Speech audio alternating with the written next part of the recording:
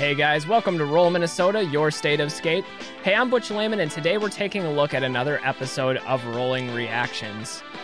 Today we're talking about the GOAT, legendary rollerblader Dustin Latimer.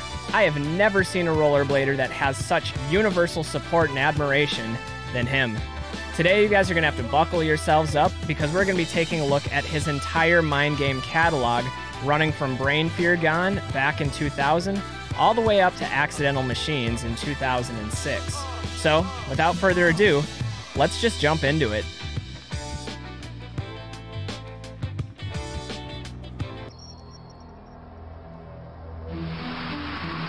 Definitely one of the legends of our sport. He has influenced rollerblading in so many ways. Such an iconic trick there to start off with. He starts jumping over an overpass, and that's how he's going to finish the section as well.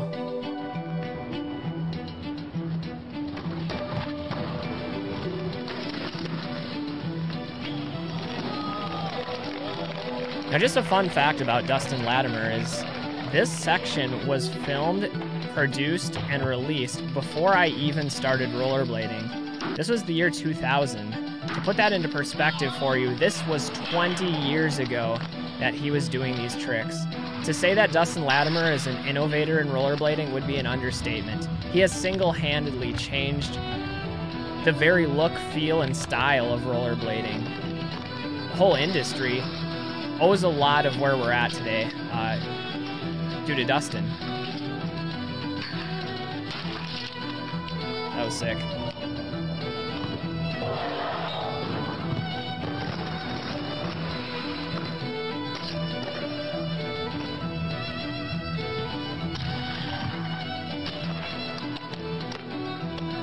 I've always been the fan of the way he fishes. He's got some of the best fish brains. Maybe next to John Julio. I don't know what it is, but those OGs in the sport, the ones that have the experience, it's like the older you get, the better you are at fish brain.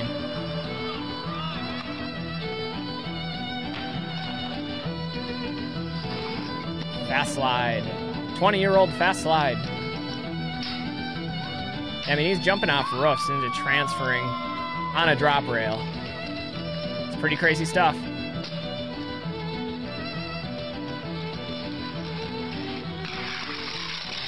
I think at this time he was also sponsored by USD. I remember I almost bought a pair of Latimer Thrones. I think they were from USD.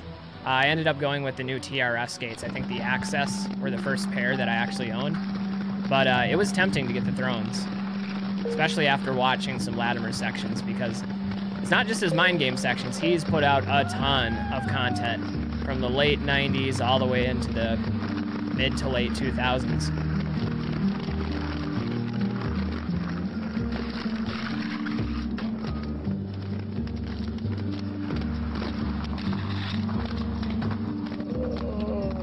Consistency.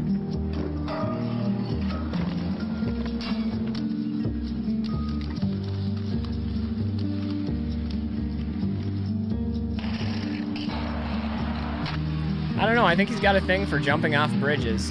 You guys have probably heard like the old cliche of a parent saying like, if Johnny jumped off a bridge, would you? I don't have to. Dustin's already done it.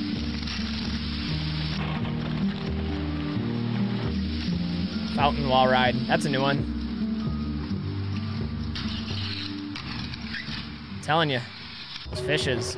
I always thought the music in this section was really weird, but it kind of jives oddly well with Dustin's style, and you'll see that in a couple of his other Mindgame sections, that the music is just really ambient, I guess, if I had to choose a word. That was nice. That was good.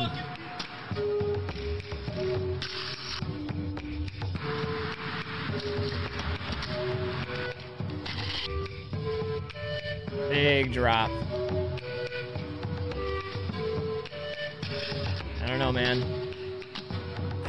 I feel like I'd want to test slide that first and make sure it slides, and I don't know how you could do that in a safe way. Just gotta go at it and commit to it, I guess.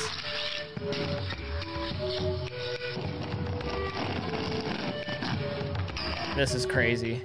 So much airtime. Ugh. I don't know, man. This I actually put in my most iconic tricks video. I listed out the top 20 most iconic tricks of all time, and this is definitely on that list. If you guys want to check out that video, that's on the channel right now. Just drop in off the overpass. Oh, but the trick's not over. No, no. One of the most iconic 540s ever. So good. I guess we'll go ahead and let this play out. Now, Dustin didn't actually land this trick. I think Ian McLeod showed up later. You guys can correct me if I'm wrong in the comments, but I believe Ian McLeod went back to this and ended up landing this. But this is so huge, especially when you see the aerial shot.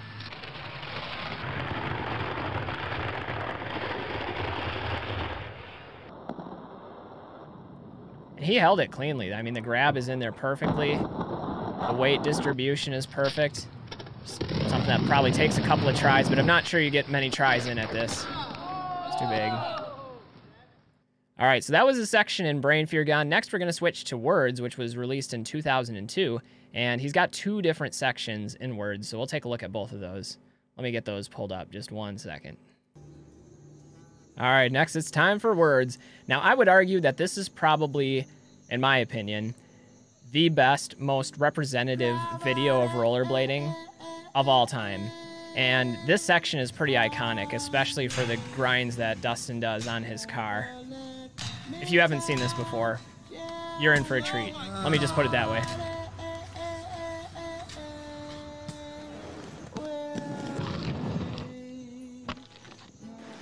Sometimes you just gotta use the tree, you know? Make the tree a skate spot. We're going green.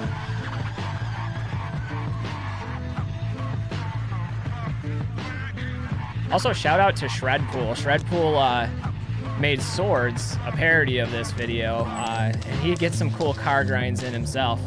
I think they were on like a Honda Civic or something. I don't remember the make and model for sure, but it was definitely cool. Good job with that, Shredpool.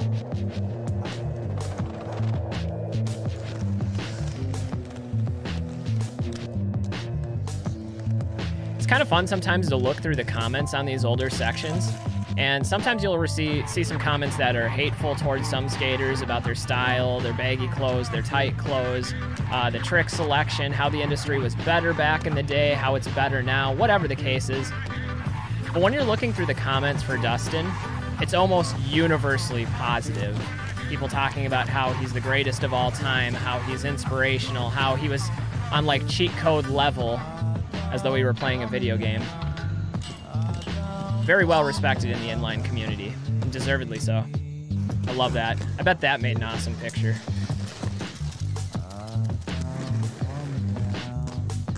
The part of this trick that I like is the 360 out to forward.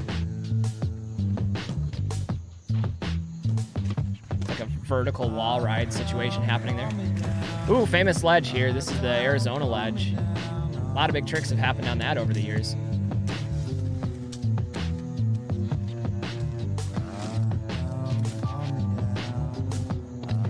Going back to the popular of Dustin Latimer, I think the thing with him is just he radiates authenticity. You know, he didn't come into rollerblading with a cookie cutter model to follow. He was that first person on the front lines innovating a lot of these unique technical variety aspects of rollerblading.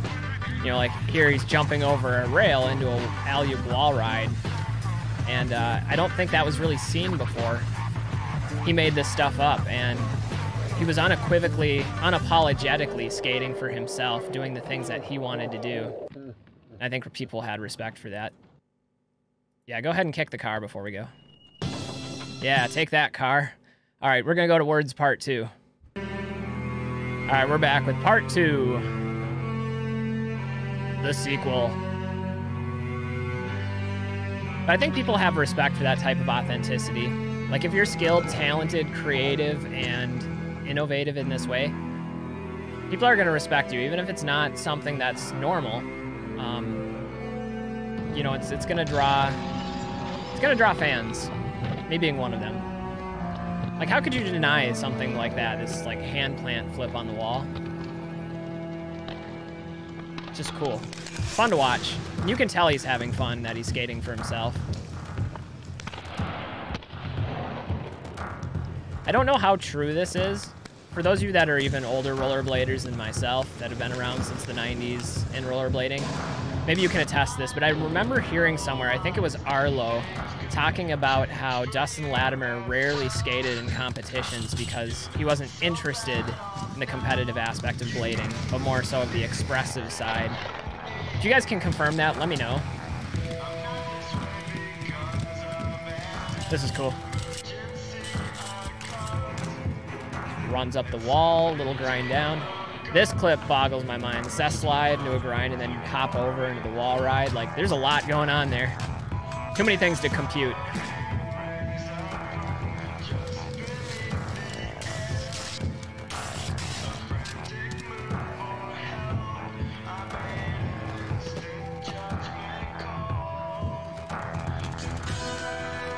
I think a lot of rollerbladers out there can attest to this, but when you've been skating for a while, you start seeing the world differently. You start looking at places that you travel in life as potential skate spots. You're scoping out every handrail. You're looking at ledges. You're evaluating run-ups and landings. And I can only imagine how much different that looks to somebody that skates the way Dustin does, where non-traditional spots are still processing as potential skate spots. Like, I wouldn't look at that chain and see, ooh, I should stall on that. But, you know, for him, he's got a lot more of a mindset for this type of stuff than I would. That's why he's the GOAT.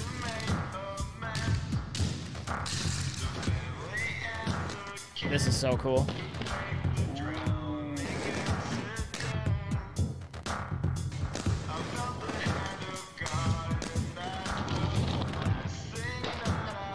Those vertical stalls. Hand plant into a wall ride. This trick is one of my favorites here.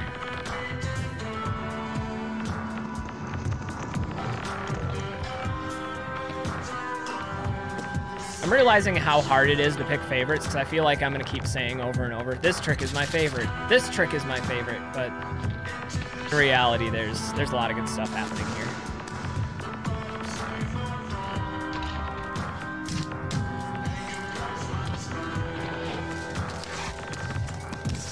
Slide the wall.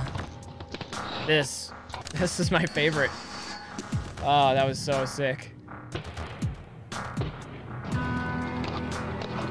Okay, that might actually be my favorite.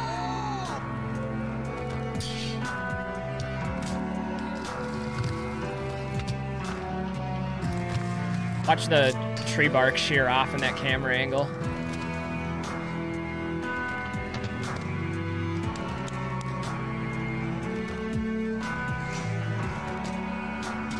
I mean, there are so many bladers out there that were inspired by this video, in particular the way Dustin Latimer skates in it, that they've changed their entire approach to rollerblading. Gotta respect it. So much respect. All right, next we're progressing to 2004 with the Mindgame video Bang. We're not worthy. Now we get a look back in the past of Dustin. Oh, you didn't luck out with Marvelous, huh? Look out, here comes Dust. Yeah, here he comes. It's hard to envision him skating as a younger kid, even though I know there's some earlier videos out there.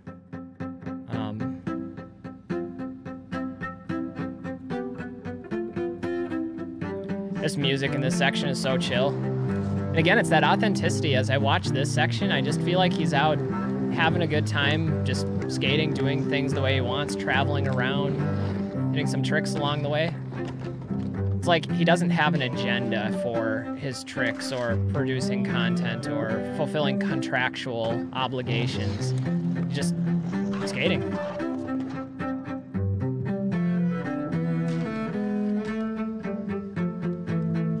Every time I go to a gas station and see one of those, these tricks come to my mind.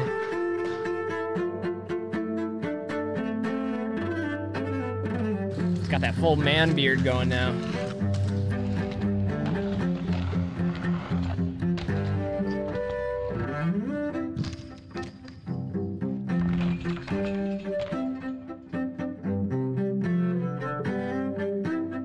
You know, I'll forever associate Shadow Skates with Dustin Latimer. Just when they first came out, I remember there was like outline, like silhouetted photo of them, and everybody was speculating on what these new skates were. And when I saw Dustin Latimer skate them for the first time, I was like, yep, those are his skates. That makes sense. Unlike this trick, which doesn't make sense. Oh, ouch.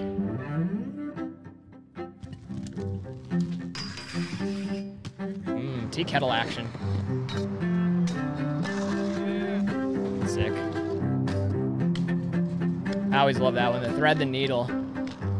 It's a dangerous trick. It's a fun one to do, and I've done my share, but there's some situations where you just don't want to risk it. That might be one of them.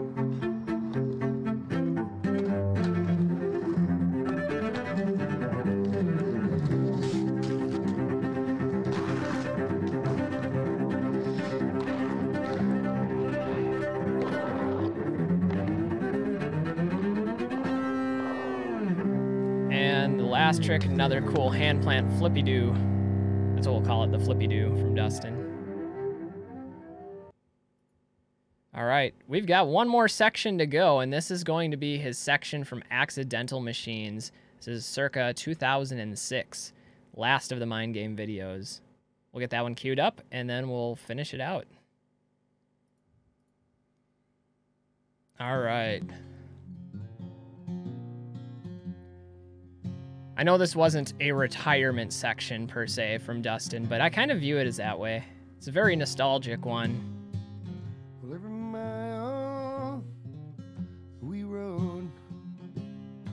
Just kind of has this journeyman, nostalgic, reflective type of vibe to it. So I can't help but get a little bit of sad watching this. Did I say a little bit of sad? A little bit sad. I know about your four legs, but how could you go? I guess it just don't seem like I'm welcome in our town. It probably don't make no sense to you. Why never come around? That was sick. He still got it though. You're happy anyway. Well, some days ain't so bad. I feel like this is the kind of farewell that every pro rollerblader deserves, especially those that put in the amount of time and effort and influence into rollerblading as DL has here. Just to be able to go out and skate for fun like we used to when we first started rollerblading, because everybody gets into it with that purity of motive. And I don't know, I've never been a pro skater, but I'm sure the grind can get really overwhelming and draining at times. Just to have that moment of reflection to come back to the purity of rollerblading and why we started in the first place. That's kind of what I take away from this section, I think. Well, some days ain't so bad, and some days I just wonder, will I ever see your sweet face again?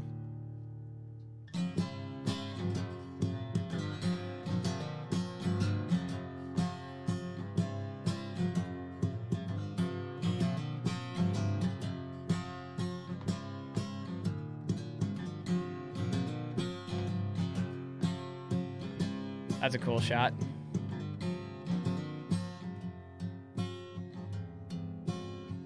Nice. I dream no more. I mean, the legacy that he's left in the sport is undisputed.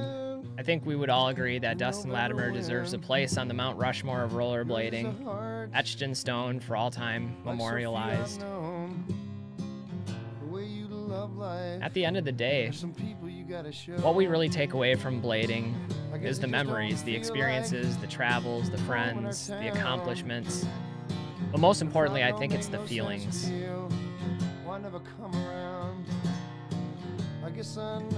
Oh, get that. Get it. Cess to thread the needle. That is nutty. It is, though. It's expressive. Accomplishment. I mean, that's why we do it, right? Respect. I think that's what this section was all about for the last of the Mindgame, is they wanted him to finish what he started and give Dustin a proper exit from the sport. Anyway, guys, sorry to get all emotional and nostalgic on you. That's going to do it for this one. That was a look back at just some of the sections that Dustin Latimer has produced, thinking about the influence that he's had on the sport as a whole. And he really is one of the people that I look up to in rollerblading. Anyway, guys, thank you guys for watching this episode of Roll Minnesota. Hey, make sure you're supporting the supporters throughout these difficult times. They're ultimately putting the time, effort, and money into blading. And if you guys want to support them, that's ultimately going to help us build a stronger, more vibrant community for the future. I'm Butch Lehman, Roll Minnesota. Thank you guys for watching. Stay safe, stay healthy, and do some rollerblading. We'll see you guys next time on Roll Minnesota. Till then, peace.